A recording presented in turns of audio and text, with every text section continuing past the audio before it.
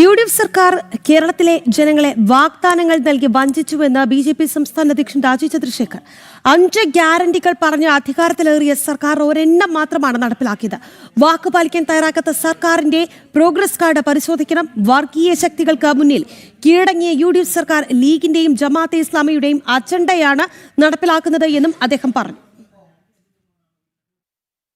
5 ഗ്യാരണ്ടിന്റെ വാഗ്ദാനം കൊടുത്ത വി.ഡി. സതീശൻ സർക്കാർ ഒരു ഗ്യാരണ്ടി മാത്രമേ നടപ്പിലാക്കിയിട്ടുള്ളൂ. അപ്പോൾ ഈ 4 വാഗ്ദാനങ്ങൾ പാലിച്ചിട്ടില്ല. 100 ദിവസമായി. പാലിക്കാൻ താല്പര്യമുണ്ടെങ്കിൽ അത് 2 ദിവസം 3 ദിവസം ഒരാഴ്ച സമയം മതി. പക്ഷെ അത് പാലിച്ചിട്ടില്ല. ജമാഅത്തെ ഇസ്ലാമിയും ഇവരെല്ലാം വർഗീയ പാർട്ടികളല്ല, ജനാധിപത്യവും ഭരണഘടനയിൽ വിശ്വസിക്കുന്ന സ്ഥാപനങ്ങളാണെന്ന് സർട്ടിഫിക്കറ്റ് കൊടുത്ത വി.ഡി. സതീശൻ ഇന്ന് മൊത്തം ചെയ്യുന്നത് വാഗ്ദാനം കൊടുക്കുക, ജനങ്ങളുടെ പ്രശ്നങ്ങൾ പരിഹരിക്കുകയല്ല, വർഗീയ രാഷ്ട്രീയം ചെയ്യുക.